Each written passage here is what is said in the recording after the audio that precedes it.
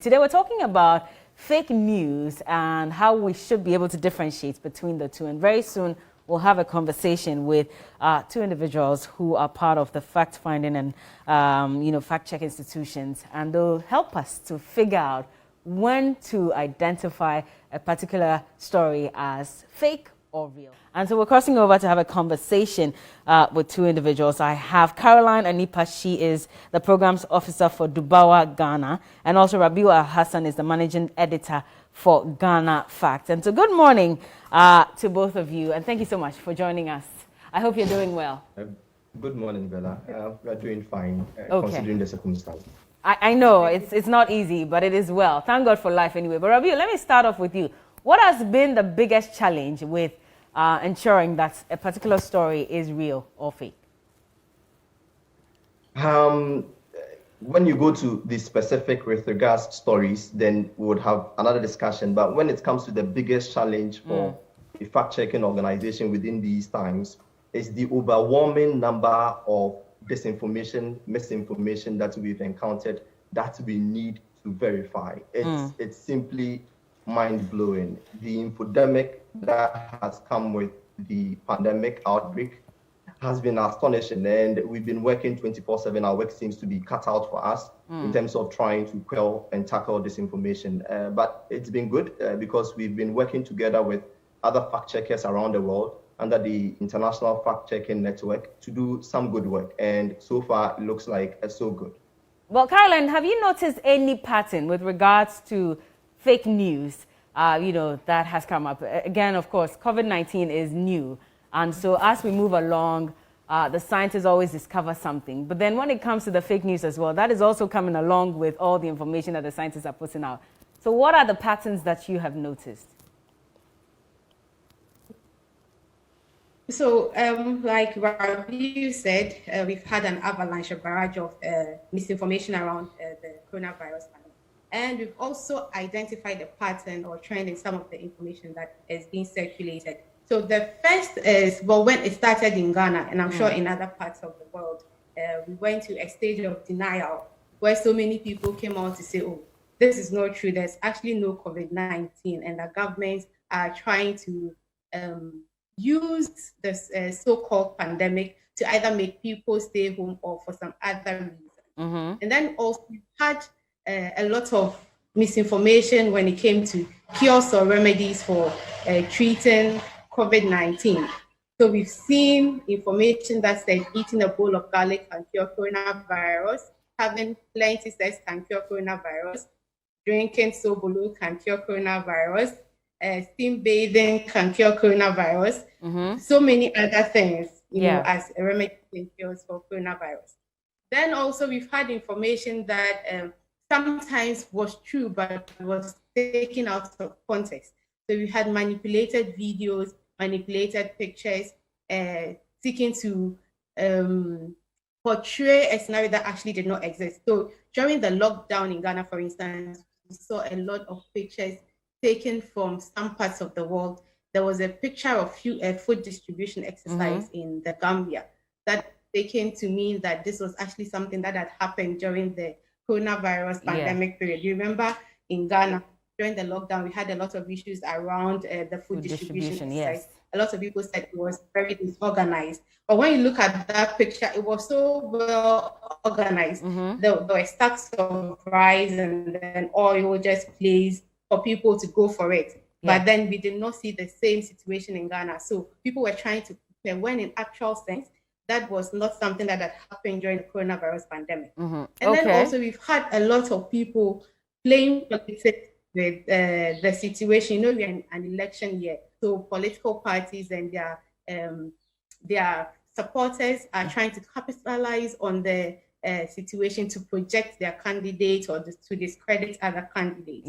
So we've seen information that said President Nana Akufo-Addo has said he was going to resign if coronavirus cases ever exceed 500 in Ghana. That was sometime in March. But we found out that this was actually fabricated. Even when you looked at the news itself, it doesn't say where the president has said that. In fact, if the president had said that, I'm sure TV3 would have reported it. But there was no information like that. We also had information that said the former president, John Mahama, has said he was not going to contribute his money, which he has earmarked for his campaign in fighting the coronavirus pandemic here in Ghana. But then that also turned out to be false, because even before that information came out, he had already done some contributions at the Ridge Hospital and some other places. And we've also had conspiracy theories. Yeah. You know, where is the virus coming from? Who is behind it? You've had Bill Gates being attributed as being the person behind coronavirus. COVID-19. So these are the things that But it's interesting. Is this all not based on requests from people and the need for people to probably attribute what's happening to something somewhere? And so in that case, how many of such cases, or how much data of misinformation do we get on a daily basis? And how many of these have you had to take on as an institution? Okay. So at the very start of the coronavirus in March, between March and April, we really had a lot of work to do as fact-checking organizations. I'm sure Rabi would agree with me that in March and April, we had an avalanche of information, and most of them were on cures and then conspiracy theories. That is probably because a lot of people, it's an unknown disease, it's a new disease, so there's a lot of uncertainty around it. You know, where is it coming from? How can we protect ourselves? So those are some of the factors that contributed in the sort of information we had around the COVID-19. And so we've had a lot of work to do, especially during the beginning of the pandemic here in Ghana, between March and April. We really had a lot to do. So in about a week, we could, on an average in a week, we're debunking about 5 COVID-19 related misinformation, where currently it was really way below that. We're doing mostly political fact checks and debunking other sorts of information, misinformation. All right, let me bring Rabiu in, because then the big question would be that how are you able to determine which information is right or wrong? And again, how has the media contributed in ensuring that we debunk some of these false reports and stories that are put out there about COVID-19? Okay, so let me take the first part of the question first, where you mentioned that how can the media kind of verify, determine that some information is false. So we know that as part of journalistic rigor and work, you are expected to do some fact-checking, some double-checking of information before you put out the information. So the standard thing for you to do anytime you encounter any information is to verify from a second source, maybe a third source, whether the information is true or false. But going beyond that, when you encounter doctored images and misrepresented videos, there are some digital tools that are available for journalists or even the ordinary person on the streets to use, to be able to cross-check if an image that is being portrayed in one light really truly represents that, or maybe a video that is being pushed around really represents the situation that is being painted. So let me give a clear example. When we recorded the first 2 cases of coronavirus in Ghana on March 12, when it was announced by the Minister of Health, we had a video which was taken and published by CCTV, which was being sent around to kind of debunk the information that was relayed by the health minister that we had truly recorded cases of coronavirus. And it involved the CEO of the Kolebu Teaching Hospital. And this video was going viral on Facebook, Twitter, and people were sharing it on WhatsApp. So we chanced on it, and there was a statement that came from CCTV debunking it.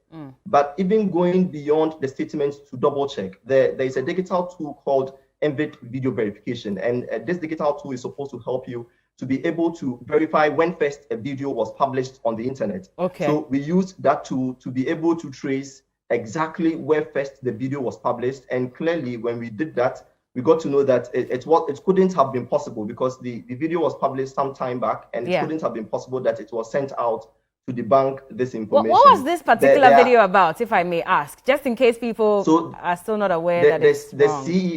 The CEO of the Kolebu Teaching Hospital came out to say that they had conducted some tests on individuals who were suspected to have contracted the coronavirus. And following the test, it had come out that it was negative. Okay. So because it had come out to be negative, people were sending it out after we recorded the case to say that this was a video debunking the fact that we had contracted cases of coronavirus in Ghana. Okay. So this is how people misrepresent videos and push them out to push one narrative or the other. Now, there was another situation, which is another type of misinformation and another tool that can be used by journalists and ordinary people to verify information.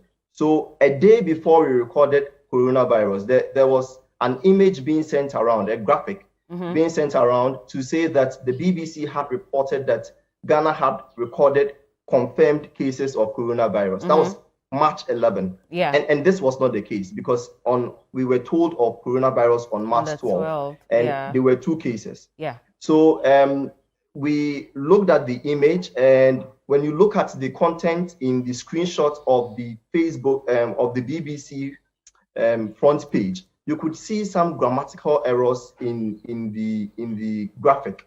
And seriously, for a credible outlet like the BBC website, mostly it doesn't mostly come with those grammatical errors. Okay. Rabiu, can you hear us? Well, we're just facing a bit of challenge with so that should prick there he is. Your curiosity and tell you to look beyond just the graphic. Now, quickly you become suspicious because it's all these give us indications that this is suspicious. So let's look beyond it. So we went onto the BBC website to do an independent verification by combing through the website to see if they had reported any cases of coronavirus. That was one. We saw that they had not reported anything like that. Then we got in touch with the BBC correspondent in Ghana to verify from him if he has reported anything like this to the BBC for them to publish on their website. He categorically said it is false. So even beyond that also, we tried to get in touch with a software developer to basically explain to us how they managed to do what they did by tweaking the front end of the BBC website. And he said, true, it's possible for some misinformers, disinformers, some mischievous people to act. Okay. Well, pardon us if you're watching us, still facing a bit of challenge with that. That's Rabiu Hassan.